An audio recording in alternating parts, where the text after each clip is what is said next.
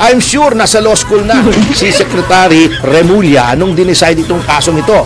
Tawag dyan, ultra vires. Luman-lumang kaso na ito. Yan ang mangyayari kung sasabihin ni Remulla na pwede niyang gawing imposition yan ang restitution in the implementing rules or under his discretion.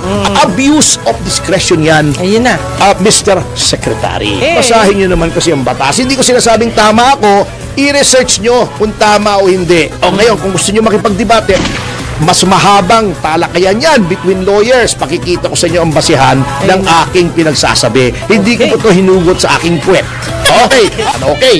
Yung sinasabi naman na dapat gampanan, yung legal obligation, Opo. ganito po yan, napakasimple lang. What are the sources of legal obligation? Ano nga ba? First year, second sem, tinuro na yan sa mga estudyante. Law, contract, quasi-contract, delict, quasi-delict. Okay. Ngayon, sinabi ko ba na hindi pwedeng mag-restitution? Hindi. Bago ilagay sa witness protection? Hindi mo sinabi. Pwede! Pwede, Kung yan. nais noong magpapasailalim sa witness protection na to make restitution, pwede. In which case, mag-o-offer sila sa gobyerno. Lagay nyo ako sa witness protection, I'm willing. Nakokonsensya ako. Parang yung mga nag-turn over ng mga luxury vehicles nila, no? Sa gobyerno. Nakokonsensya ako. Ite-turn over ko ito. Babalik na. Ibabalik ko yung ownership niyan. Pipirma ako na hindi na akin yan. Yan ay sa gobyerno. Okay. That is a contract between that person and the government. A contract is one of the 5 sources of legal obligation. Kaya lalagda siya doon sa memorandum of agreement na tutupad siya sa legal obligation because after being placed under witness protection, siya ay kusang loob na nag-restitute. Okay? Okay? Yes. Maliwanag po yun. Hindi ko sinasabing hindi pwede. Ang sinasabi ko ay hindi pwedeng gawing kondisyon ang restitution to be placed under witness protection sapagkat wala sa 6981. Okay? Sa batas na yun, wala sa 749, PD 749, yung Whistleblowers Act. Wala sa Rule 119 na para ikaw ay maging state witness, you have to make restitution. Kung gusto mo, nasa sa iyo yan sapagkat ikaw ang may hawak. You have presumptive or putative ownership and possession of those properties.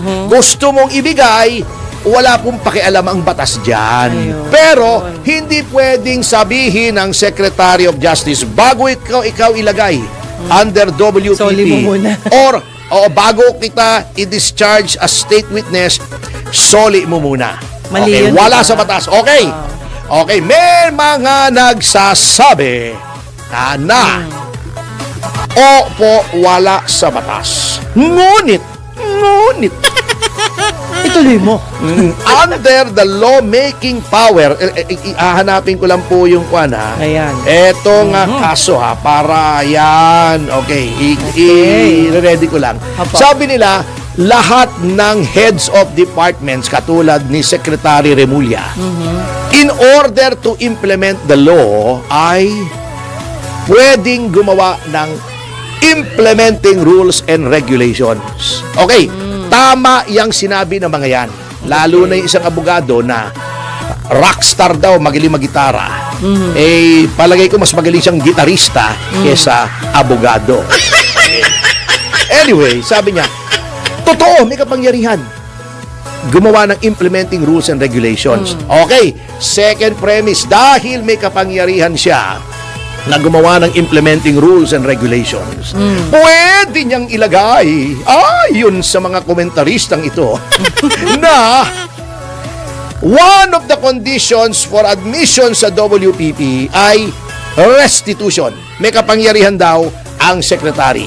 Sagot ko sa inyo, i-research ninyo. magdebate tayo kahit sa inyo gusto. Walang kapangyarihan na ilagay ang restitution kahit may kapangyarihang magawa ng IRR. Bakit? Kasi po, bagamat may kapangyarihang mag-IRR, implementing rules and regulations, dapat yung implementing rules and regulations ay hindi lumalampas dun sa parameters ng batas. Bakit? Because mayroong separation of powers. Anong separation of powers? Yung lehislatura gagawa ng batas, yung executive ang magpapatupad ng batas. Okay. Simple. Jubs, ibili mo ako ng cellphone. Ikaw nang bahala kung anong brand. Basta ang budget ko ay 10,000 pesos. Okay. Okay ha? Ikaw na bahala. So may discretion ka kung anong brand. Samsung, Oppo, basta kasya doon sa budget. Bumalik ka. Boss, nakabili ako. 15,000. Lumampas ka. Ang ako gumawa ng batas. Kahit anong brand, huwag lalampas sa 10,000. Iniba mo yung batas, ginawa mong 15,000. Ang tawag po roon, ultra vires. Okay, may kaso ng ganyan. Para maunawaan nyo, may kaso na po. Lumang kaso na ito. I'm sure nasa law school na si Secretary Remulla nung dinicide itong kasong ito. People versus Maseren. Okay. Ano itong 1977 case na ito? Nagkaroon po ng Fisheries Act. Batas tungkol sa pangingisda. May nilagay na mga pagbabawal kung anong mga fishing practices ang bawal. Yung gumagamit ng obnoxious or explosive substances. Anong pinagbawal? Nilagay sa batas, obnoxious. Cyanide fishing, bawal. Dynamite fishing, yan, bawal. Yung trolling, bawal. Yung troll, hindi trolling sa social media, troll. TRAWL, yung hinahatak mo yung net habang umaandar ka kasi pati yung mga maliliit na mga isda, hagip lahat nasisira pa yung ilalim ng dagat. Okay. Yung Bureau of Fisheries gumawa ng implementing rules and regulations. Nilagay nila cyanide fishing, etc. May isiningit silang isa. Electrofishing bawal daw. Okay. Ano, may electrofishing, di ba? May generator, may lalagyan ng 2 prod. Siyempre yung isda, makukuryente yun. Hindi makakagalaw. Lulutang yun. O mapaparalyze, kukunin mo. Yan. Merong na-aresto sa electrofishing. Sabi ng abogado niya, hindi niyo ako pwedeng ipakulong. Bakit? Hindi kasama sa batas yung electrofishing Sabi noong Bureau of Fisheries, hindi. May power kaming gumawa ng IRR. Meron kaming implementing rules. Parang sinasabi nitong iba, may power yung secretary gumawa ng implementing rules. Pwede niyang ilagay na may restitution. Sabi ng Korte Suprema, na pwede, sir. Hindi marian. Bakit? Sapagkat kapag binigyan mo ang kapangyarihan ng executive agency na magdagdag doon sa batas, parang binigyan mo siya ng legislative powers. Hindi pwedeng mag-legislate ang executive. In the same way na hindi pwedeng magpatupad ng batas ang legislatura. Masisira yung separation of powers. Ang tawag dyan, ultra vires. Lumampas siya sa kapangyarihan niya. Iyan ang mangyayari kung sasabihin ni Remulla na pwede niyang gawing imposition yan ang restitution in the implementing rules or under his discretion. Abuse of discretion yan. Ayun na. Mr. Secretary. So, malinaw po yan napakalinaw. Basahin nyo naman kasi ang batas. Hindi ko sinasabing tama ako, i-research nyo kung tama o hindi. O ngayon, kung gusto nyo makipagdebate, mas mahabang talakayan yan between lawyers. Pakikita ko sa inyo ang basihan ng aking pinagsasabi. Hindi ko po ito hinugot sa aking puwet. Okay. At sa notang yan ay magbabalik ang